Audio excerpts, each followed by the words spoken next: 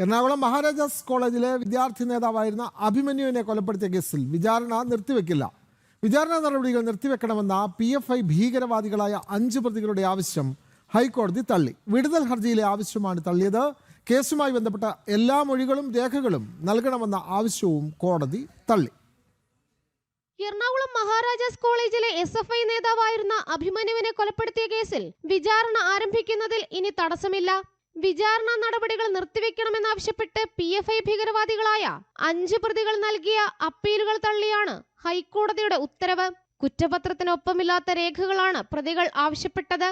കേസിൽ കഴിഞ്ഞ ആഴ്ച എറണാകുളം പ്രിൻസിപ്പൽ സെഷൻസ് കോടതി പ്രതികളെ കുറ്റപത്രം വായിച്ചു കേൾപ്പിച്ചിരുന്നു. കേസിലാകെ 26 പ്രതികളുണ്ട്. ഇതിൽ 16 പ്രതികൾക്കെതിരെയുള്ള കുറ്റപത്രം സമർപ്പിച്ച് വിചാരണയ്ക്ക് മുന്നോടിയായുള്ള നടപടികളും ആരംഭിച്ചിരുന്നു. മറ്റ് പ്രതികൾക്കെതിരായ കുറ്റപത്രം സമർപ്പിക്കും വരെ വിചാരണ നടപടികൾ നിർത്തിവെക്കണമെന്നായിരുന്നു ഹർജിക്കാരുടെ ആവശ്യം. എന്നാൽ ഇത് ഹൈക്കോടതി അംഗീകരിച്ചില്ല. നേരത്തെ സെഷൻസ് കോടതിയും സമാനമായ ആവശ്യം തള്ളിയിരുന്നു. ഈ മാസം 24-ന് എറണാകുളം സെഷൻസ് കോടതി വിചാരണ തീയതി തീരുമാനിക്കാനിരിക്കെയാണ് വിചാരണ തടയാൻ പ്രതികൾ ഹൈക്കോടതിയെ സമീപിച്ചത്. ജനം, കൊച്ചി.